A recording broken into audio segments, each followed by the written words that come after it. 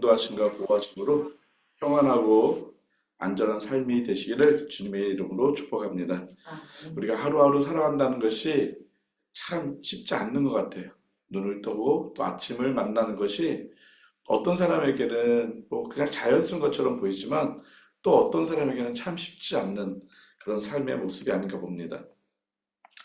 오늘의 본문의 말씀에서도 우리의 삶 속에서 늘 어떤 사람은 정말 좋은데 또 어떤 사람들은 참 쉽지 않는 그런 부분들이 나타나고 있는데, 특별히 베드로전서는 우리가 2장에서도 말씀을 나눴지만 예수 그리스도를 믿는 그리스도인들이 거룩한 삶을 실천적으로 어떻게 살아야 되는지를 보여주는 것이 바로 베드로전서의 말씀입니다. 그 가운데 어떠한 고난이 올 때, 애매한 고난이 올 때 특히 선으로 그 고난을 잘 이겨나가야 될 것에 대해서 어저께 2장에서도 말씀하고 있습니다. 오늘 본문에서도 계속적으로 그 그리스도인들이 삶에서 거룩한 삶에 실천적으로 어떤 삶을 살아야 되는지를 예를 들어서 보여주고 있는 것이 부부 관계입니다. 부부 관계, 현대에서 찾아볼 수 없는 내용의 말씀들이 오늘 우리가 읽었던 말씀의 모습들입니다. 왜냐하면 현대에는 부부가 동등하다, 당신과 나는 동등하다, 그러다 보니까 오늘 성경 말씀을 보면 이거는 맞지 않는 것처럼 보여집니다. 맞습니다. 부부는 동등합니다. 누가 더 우위가 있고 더 못하고 그런 존재가 아닙니다.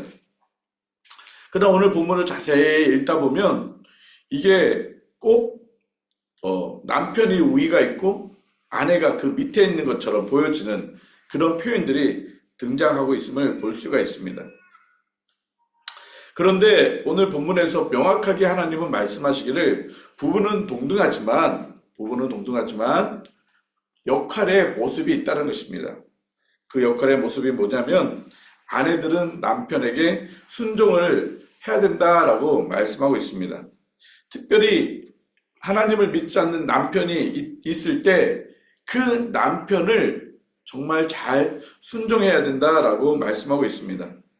왜 남편들에게 순종해야 된다고 말씀하고 있습니까? 그것은 오늘 말씀처럼 1절 후반부에 아내의 행실로 말미암아 구원을 받게 하려 합니다라고 말씀하고 있습니다. 아내들이 남편에게 순종해야 될 이유는 아내의 그 행실로 통해서 믿음이 없는 사람들이 믿음을 갖고 구원에 이르게 하기 위한, 또한 믿음이 약한 사람들이 믿음이 자라나게 하기 위한 그런 역할, 그 역할이 누구라고 말씀하고 있냐면 바로 아내라고 말씀하고 있습니다. 그렇게 본다면 아내가 순종하는 것이 못해서 순종하는 것이 아니라 도리어 아내가 순종함으로 인해서 남편을 더욱더 살리고 남편을 회복시키고 심지어는 믿지 않는 영혼이 구원함을 받는, 그것이 아내의 모습이다. 어쩌면 아내가 더 능력 있는 그런 모습으로 우리는 보여질 수도 있습니다. 제가 곰곰이 우리 평강교회 성도들의 가정들을 떠올리면서 기도하면서 또 보니까 남편들이 신앙생활을 안 하시는 가족들이 참 많아요. 그럴 때 참 쉽지 않는 모습을 봅니다. 그런데 오늘 말씀에 그런 남편들을 위해서 우리가 해야 될 모습은 뭐예요? 순종하는 모습입니다. 근데 그 순종이 그냥 막 복종을 하라는 것이 아닙니다.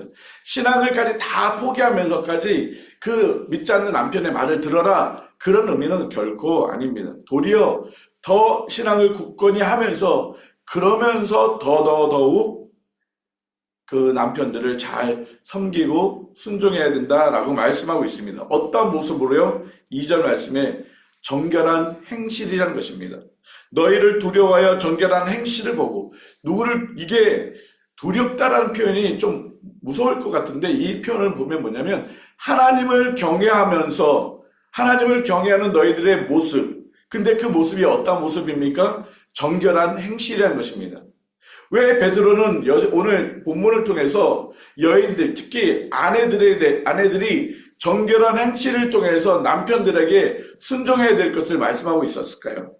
그럼 이 초대교회의 이 문화를 우리가 알아야 됩니다.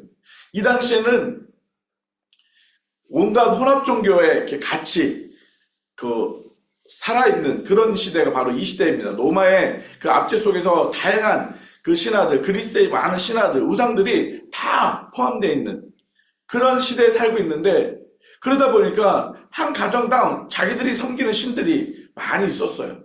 물론 유대 공동체는 유일하신 하나님을 섬겼지만, 지금 이 초대교회, 이 흩어져 있는 이 상황의 그 지역들은, 이 소아시아 지역은 그러지 않았어요. 소아시아 지역은 도리어 많은 우상들, 그리스의 우상들로 가득 차 있던 것이 소아시아 지역입니다. 그런 상태에서 이 흩어져 있는 그리스도인들이 예수님을 믿고 보니까 자기 남편은 아직 우상을 섬기고 있는 것입니다. 우상을 섬기고 있다 보니까 나는 예수님을 믿고 내 남편은 우상을 섬기고 있고 얼마나 힘들겠습니까? 그런 가운데에서 너희들이 어떻게 해야 되는지를 보여주고 있는 것입니다. 뿐만 아니라 그 당시에 많은 여인들이 그 소아시아 지역의 많은 문화들로 인해서 좀 많이 이렇게 타락되어 있고 올바르지 못한 그런 음란한 문화들이 너무너무 많이 들어와 있었습니다. 그러다 보니까 여인들이 그런 거에 많이 노출되어 있어요. 그래서 3절 말씀처럼 너희의 단장은 머리를 꾸미고 금을 차고 아름다운 옷을 입는 외모를 하지 말라. 그 당시에 사람들의 여인들의 그 화려한 모습들을 보여주고 있는 것입니다. 그 화려함을 가지고 있는 여인들이 집에서 남편을 대할 때 어떻게 대하겠습니까? 그냥 남편을 무시하고 너나 나나 하면서 막 그냥 살아가는 모습들이 많았습니다. 그렇기 때문에 그리스도인들 여인들은, 그리스도인들 아내들은 세상 사람들과 같이 그렇게 행동하지 말아라. 특별히 너희들이 정결함으로 삶을 보일 때 우상을 섬기고 있는 남편들이, 하나님을 믿지 않고 있던 남편들이 너희들의 모습을 통해서 여호와 하나님을 믿게 될 것이고 구원의 은혜를 경험할 수 있게 될 것이다 라고 권면하고 있는 것입니다. 많은 사람들은 현대 부부가 동일하게 여깁니다. 저도 이렇게 목사님들하고 이렇게 대화를 하다 보면 재미난 이야기를 하나 하는데, 그게 뭐냐면 경제, 가정의 경제를 누가 관리를 하느냐라는 이야기입니다. 그럼 보면 뭐 예를 퍼센트를 치라면 한 70%는 다 목사님들이 하신대요. 그리고 한 30%는 아내들이 하신다고 얘기합니다. 그래서 왜 목사님들이 하시고 왜 아내들이 하시냐, 뭐 이유들이 다 있을 것입니다. 경제권을 가지면 자기가 뭐가 된 것처럼 생각하는 그런 모습들이 보여지는 것들을 느꼈습니다. 그러다 보니까 요즘 현대인들은 남편과 아내가 은행이 따로따로 있어요.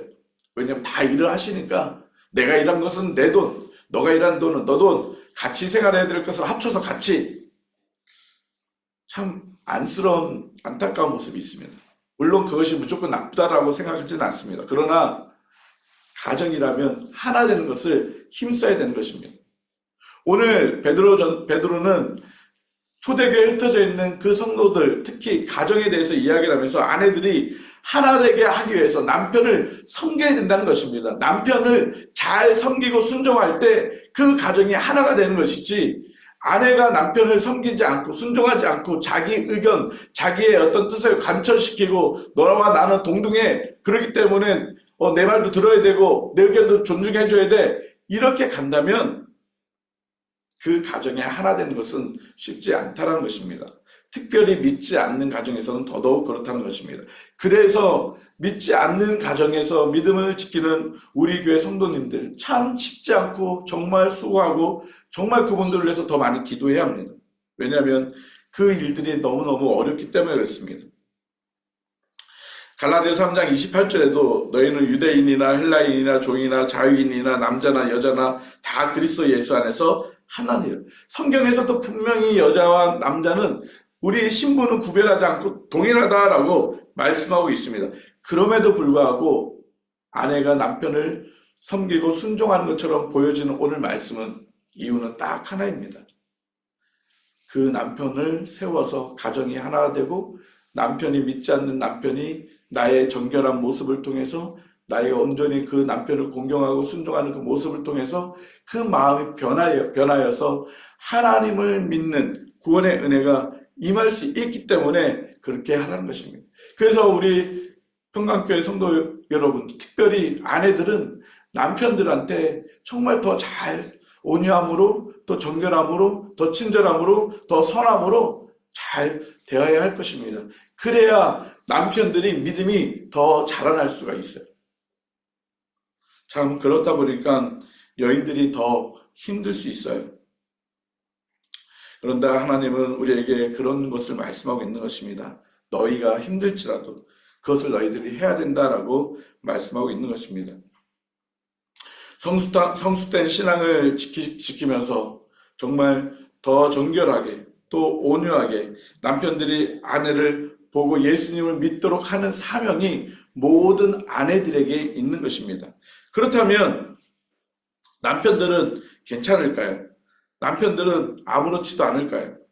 남편들도 오늘 말씀하고 있습니다. 남편들은 뭐라고 말씀하고 있습니까? 7절에 남편들아 이와 같이 지식을 따라 너희 아내와 동거하고 그를 더 연약한 그릇이요 또 생명의 은혜를 함께 이어 받을 자로 알아 귀히 여기라. 이는 너희 기도가 막히지 아니하게 하려 함이라. 뭐라고 말씀하고 있습니까? 귀히 여기라고 말씀하고 있습니다. 귀히 여기라. 이 귀히 여기라는 것은 정말 존중하고 존경하라는 것입니다. 여러분 뭐 다이아가 있습니까? 그럼 굉장히 귀히 여기지 않습니까? 뭐 정말 보물을 여러분 굉장히 아끼지 않습니까? 여러분의 남편들이 아내들을 향해서 귀히 여겨야 합니다. 오늘 새벽 예배 남편들이 몇 명이 들을지 모르겠네요. 남편들이 좀 들어야 되는데 우리 오 집사님, 저, 또 이진원 집사님 들으실까요? 여러분 남편들이 아내를 귀히 여기지 않으면 그 가정은 화목할 수가 없습니다. 화평할 수가 없습니다. 내가 남편이니까 내 마음대로 해야 돼. 큰 소리치고 권위주의로 막 억압하고 그러면 그 가정은 결코 하나 될 수가 없습니다. 그런데 오늘 1절 말씀해 보면 이렇게 말씀하고 있어요. 아내들아 이와 같이라는 표현을 쓰고 있어요. 이와 같이. 이와 같이라는 말은 뭐예요? 지금 2장에서 이 말씀이 계속 연결되고 있음을 보여주고 있습니다. 이와 같이 특별히 우리가 읽었던 2장 13절 말씀을 한번 제가 읽어드리겠습니다. 인간의 모든 제도를 주를 위하여 순종하되 혹은 위에 있는 왕이나 뭐라고 말씀하고 있습니다. 이 세상에 있는 그런 제도들, 저 제도는 나한테 맞지 않는데, 저거는 정말 내가 따라가기 힘든데, 어그리하기 어려운데, 그런 일들이 있다 할지라도 이 땅 안에 제도가 있다면 그 부분들에 대해서 우리가 뭐라고 말씀하고 있어요? 순종하라고 말씀하고 있습니다. 누구를 위해서요? 주를 위하여. 왜 그럴까요? 우리는 싸움꾼이 아닙니다. 우리가 이 나라의 불법된 부분들을 내가 고쳐야지 하고 막 나가서 데모하고 막 총칼을 들고 싸워서 바꾸려고 하는 그것이 우리의 모습이 아닙니다. 만약에 예수님이 그랬다면 어떻게 하셨을까요? 이 땅에 천군 천사를 데리고 와서 다 쓸어버리고 정말 하나님의 거룩한 나라를 이 땅에 확 임하게 하셨겠죠. 근데 예수님은 그러지 않으셨어요. 어떻게 하셨어요? 예수님 자신이 십자가에 달려 죽어주시는 그 가냘픈, 그 연약한 모습처럼 보이는 그 하나님의 말씀에 순종함으로 하나님의 뜻을 이루셨어요. 이 땅의 권위와 이 땅의 권세와 이 땅의 법의 제도들을 다 무너뜨리지 않으셨어요. 그것처럼 남편들도 아내들도 정말 그렇게 순종해라라는 것입니다. 주를 위하여. 아내가 남편에게 순종하는 것이 남편을 공경하는 것이 될 수 있겠지만 주를 위하여 공경하는 것입니다. 섬기는 것입니다. 순종하는 것입니다. 남편들이 아내를 귀히 여기는 것이 내가 뭐가 돼서가 아니라 그 아내를 귀히 여기는 것은 주를 위하여. 그래서 우리가 그런 표현을 쓰죠. 우리가 먹든지 마시든지 무엇을 하든지 다 주를 위하여 한다. 여러분 주를 위해서 한다는 말이 뭐예요? 죽게 하듯 한다는 것입니다. 내가 주님을 대하듯 한다는 것입니다. 아내들이 남편을 섬길 때, 순종할 때 주님을 대하듯 순종하는 것입니다. 남편들이 아내를 귀히 여길 때 주님을 귀하게 여기듯 대하는 것입니다. 그것이 바로 우리가 해야 될 모습입니다. 이렇게 될 때 어떤 일이 생길까요? 7절 후반절에 이렇게 말씀하고 있습니다. 이는 너희 기도가 막히지 아니하게 하려 함이라. 남편들에게만 적용되는 말씀이 아닙니다. 남편이나 아내나 동일하게 그의 본분들을 하나님이 원하시는 대로 그런 본분대로 말씀대로 살아갈 때 기도가 막히지 않는다는 것입니다. 여러분, 기도 24시간 365일 부르짖고 해보세요. 하나님이 안 들으신다면 소용이 없잖아요. 근데 하나님이 듣고 안 듣는 것을 명확하게 말씀하고 있어요. 뭐라고 명확하게 말씀하고 있어요? 너희가 아내를 귀히 여기면 하나님이 기도를 들어주신대요. 반대로 너희가 아내를 귀히 여기지 않으면 하나님이 기도 들어주지 않으신대요. 여러분, 성경은요, 하나님의 진리는요, 매우 심플해요. 복잡하지 않아요. 그런데 우리는 너무 복잡하게 우리의 생각으로, 우리의 가치관으로, 우리의 문화로 하나님을 만들어가요. 하나님을 요만한 상자 안으로 딱 가둬버려서 하나님의 무궁하신 크심을 우리는 너무 제한시켜요. 성경은 명확해요. 단순해요. 어렵지 않아요. 쉬워요. 말씀하고 있잖아요. 아내들을 귀히 여기라. 이 말씀 저도 마찬가지입니다. 저도 제 아내를 귀히 여겨야 돼요. 사실 저희 아내가 뭔가 한번 얘기하면 저도 막 토를 달 때도 있어요. 그리고 막 아니라고 또 이게 얘기할 때도 있어요. 근데 좀 들어주면 좋은데 그러지 못할 때도 있어요. 여러분, 특히 우리 남편들이 정말 아내를 주님을 대하듯 정말 주님을 대하듯 귀하게 여기고, 또한 우리 아내들은 남편들을 정말 순종하고 섬길 때 정말 주님을 대하듯 막 주님을 대하는데 막 주님한테 막 소리 지르거나 그러지 않으시겠죠. 주님을 대하는데 막 엇박 지르거나 막 그렇게 윽박 지르거나 하지 않겠죠. 주님을 대하는데 어떡하겠어요? 온유함과 공손함과 친절함과 부드러움으로 대하지 않겠습니까? 아내들이 남편을 순종할 때 그렇게 해야 되고, 남편들이 아내들을 돌볼 때 그렇게 해야 됩니다. 그렇게 상대방이 서로가 존중할 때 그 가정이 화목한 가정이고 그 가정이 아름다워진다는 것입니다. 그런데 오늘의 말씀에 특별히 믿지 않는 가정 속에 있는 우리 평강교회 성도 여러분, 우리 아내들 힘들지만 정말 주께 대하던 남편들을 섬기고 사랑하고 온유함으로 정결하게, 또한 여러분 주님을 주께 대하듯 정말 그렇게 남편들을 순종하는 모습이 되었으면 좋겠습니다. 이것은 부부 관계를 넘어서 우리 성도들이 동일한 모습입니다. 제가 여러분을 대할 때 주께 대하듯, 여러분이 저를 대할 때 주께 대하듯, 성도 서로가 서로 대할 때 주께 대하듯, 그렇게 대할 때 우리 교회가 아름다운 교회, 정말 하나님이 기뻐하시는 교회가 될 것입니다. 내 의견이 이건데, 내 주장은 이건데, 내 경험은 이건데, 나는 이전에 이렇게 했는데 내가 목사니까, 그러면 안 돼요. 우리가 서로가 정말 하나님이 원하시는 말들만 하고 하나님이 원하신 것만 해야 된다고 말씀하고 있습니다. 그래서 8절부터가 그 이야기를 지금 하고 있는 거예요. 마지막으로 말하노니, 마지막으로 말한대. 이 마지막으로 말한다는 게 무엇입니까? 유언이라는 겁니다. 유언. 뭘 마지막으로 얘기를 하고 있습니까? 너희가 다 마음을 같이하여 동정하며 형제를 사랑하며 불쌍히 여기며 겸손하며 악을 악으로 욕을 욕으로 갚지 말고 도리어 복을 빌라. 이를 위하여 너희가 부르심을 받았으니 이는 복을 이어받게 하려 하심이라. 뭐라고 말씀하고 있습니까? 너희들이 다 같은 마음을 하여서, 마음을 같이 하여서 서로 정말 긍휼히 여기라는 것입니다. 그래서 서로를 사랑하라는 것입니다. 불쌍히 여기며 서로에게 겸손하게 대하라는 것입니다. 그래서 상대방이 혹시 나에게 좀 악한 모습을 보였어요. 심지어 나에게 분을 내고 화를 내고 소리를 지르고 욕을 했어요. 그럴 때 같이 맞대응하는 것이 아니라 도리어 그 사람을 복을 비고 용서라고 말씀하고 있습니다. 왜냐하면 그렇게 될 때 하나님이 우리에게 주신 그 복을 이어갈 수 있다라고 말씀하고 있습니다. 베드로는 그리스도인들이 거룩한 삶을 어떻게 살아가야 될지를 계속 말씀하고 있습니다. 그 마지막에 결론처럼 말씀하고 있는 것이 바로 이 부분들입니다. 우리가 살아가는 이 사회 속에서, 교회 성도들 사이에서 우리는 수많은 일들이 일어납니다. 기쁠 때도 있고 슬플 때도 있고 화날 때도 있고, 억울할 때도 있고, 괴로울 때도 있고, 즐거울 때도 있고, 그럴 때마다 우리가 다 마음을 같이 하기를 힘쓰고 서로를 귀하게 여기고 서로에게 부드럽게 좋게 여겨야 된다고 말씀하고 있습니다. 그래서 10절에 이렇게 말씀하고 있어요. 그러므로 생명을 사랑하고 좋은 날 보기를 원하는 자는 뭐를 금하여? 혀를 금하여 악한 말을 하지 말고 또 뭐라고요? 그 입술에 거짓을 말하지 말라.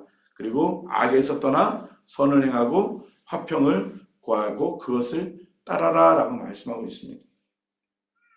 지금 사도 베드로는 계속적으로 그리스도인들이 삶 속에 거룩함을 지켜가기 위해서 우리가 끊어내야 될 많은 것들을 얘기를 하고 있습니다. 너희들이 정말 생명을 사랑하니? 여기서 말하는 생명이 뭘 말하고 있어요? 예수 그리스도를 말하고 있습니다. 생명 대신 예수 그리스도를 너희들이 사랑한다면, 그리고 좋은 날 보기를 원한다. 이 좋은 날이 뭐예요? 행복한 주님과 함께 거하는 그 복되고 아름다운 날을 너희들이 갖기를 원한다면, 매일같이 그런 삶을 살기를 원한다면 하지 말아야 할 것이 있는데 혀를 조심해라. 우리가 지난번에 야고보서를 계속 했잖아요. 주일날도 제가 말씀 설교를 했지만 혀를 조심해야 돼요. 말 한마디 한마디가 조심해야 돼요. 나는 우연히 또 안에 무심코 확 던지지만 그것이 그 사람에게 비수가 될 수도 있어요. 나의 의견이라고 하고 나의 생각이라고 내 주장이라고 해서 탁 내뱉었는데 그것이 도리어 그 사람에게 어려움을 줄 수가 있다는 거예요. 특히 지도자인 우리들이 더 조심해야 돼요. 목사들, 또 교회 리더들.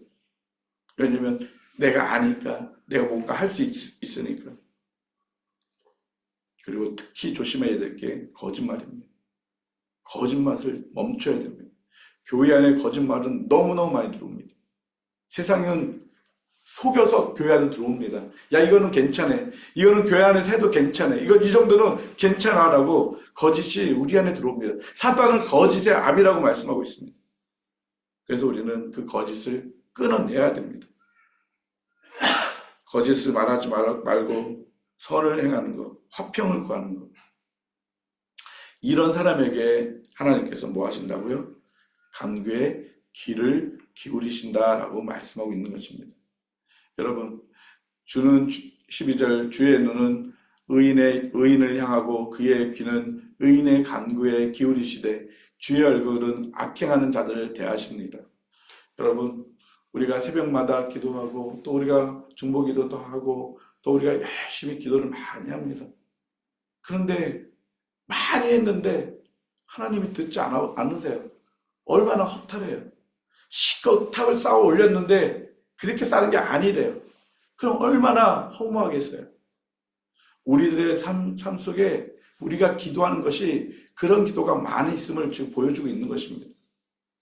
그래서 항상 우리는 뭐 해야 돼요? 우리 기도하기 전에 우리 자신들을 돌이켜야 돼요. 하나님, 정말 내가 이런 삶의 모습이 있었다면 용서해 주세요. 그래서 우리가 늘 회개해야 될 이유가 뭐냐면, 회개하지 않고 우리가 구한들 하나님이 듣지 않으신다는 것입니다. 정말 하나님의 우리의 삶에 정말 거룩함으로 나아가고 그럴 때 하나님 앞에 간구할 때 하나님이 들으신다고 말씀하고 있는 것입니다. 저와 여러분들은 사람입니다. 사람의 특성은 뭐가냐면 살아 움직이는 게 있는데, 살아 움직이는 게 인격도 살아 움직이고 있습니다. 그래서 나에게 좀 잘못하거나 내 비위를 건들거나 그러면 어떻게 해요? 그 사람을 용서 못해요. 저도 그런 점 많아요. 참 속에 막 그냥 화도 품고 다니고, 그리고 어떻게 하든지 보복을 하려고 하는 그런 모습들.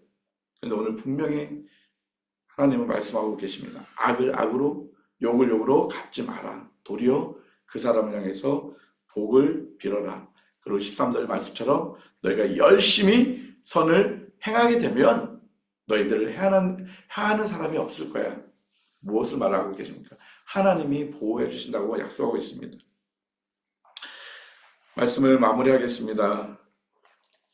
예수님은 불의한 나를 구원하시기 위하여 십자가에 달려 죽어주셨습니다. 그래서 단번에 19절, 18절 말씀처럼 단번에 우리의 모든 죄를 용서해 주셨습니다. 그렇다면 그 용서를 받은 우리, 그 사랑과 은혜를 받은 우리는 우리가 그 죽게 하듯 내 아내에게, 내 남편에게, 내 이웃들에게, 우리 교회 성도들에게, 서로서로에게 그렇게 사랑하고 섬기는 것.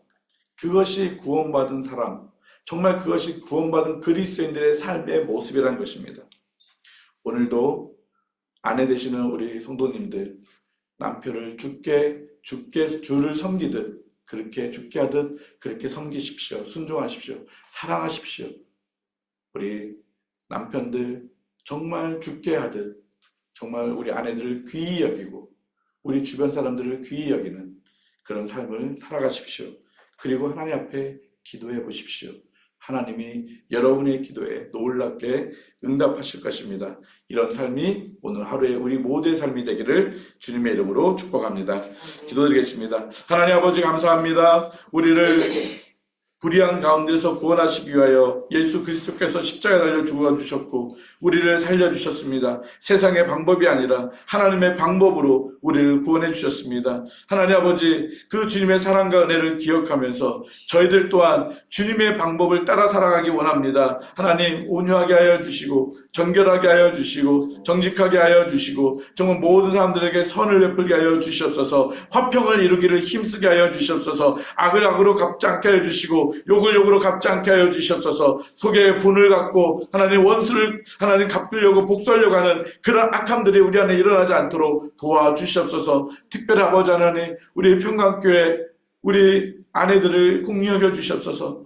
특별히 남편들이 믿지 않음으로 인해서 다른 종교를 가지고 있음으로 인해서 얼마나 힘들고 얼마나 괴롭고 얼마나 하나님 지쳐있는 그 모습을 주님께서 아시지 않습니까? 하나님 그럼에도 불구하고 그 남편들을 사랑하고 죽게 하듯 그들을 섬기라고 순종하라고 말씀하셨는데 아버지 하나님 우리 성도들이 그렇게 말씀에 순종함으로 하나님 그 남편들이 구원함을 얻을 수 있도록 하나님 은혜를 베풀어 주시옵소서. 하나님 그 시간들이 참 쉽지 않습니다. 하나님 믿음으로 잘 인내하게 하여 주시옵소서. 애매히 당하는 그 고난들을 주님을 바라보면서 하나님 잘 견뎌내게 하여 주시옵소서. 그러므로 인해서 그 가정에 구원의 놀라운 은혜를 경험케 하여 주시옵소서. 하나님 오늘도 우리 성도들의 삶 속에 하나님 선한 일들을 이루게 하여 주시고 정결한 일을 이루게 하여 주시고 거짓을 멈추게 하여 주시고 오직 온유함으로 정결함으로 죽게 하던 모든 사람들을 대할 수 있는 선한 삶을 살 수 있는 저희들이 되어질 수 있도록 역사하여 주시옵소서. 그래서 우리가 기도하는 그 모든 기도마다 하나님께서 응답하여 주시는 그런 놀라운 은혜가 우리 모든 성도들에게 임할 수 있도록 축복하여 주시옵소서. 예수님의 이름으로 기도드립니다. 아멘. 네, 자유롭게 기도하십시오.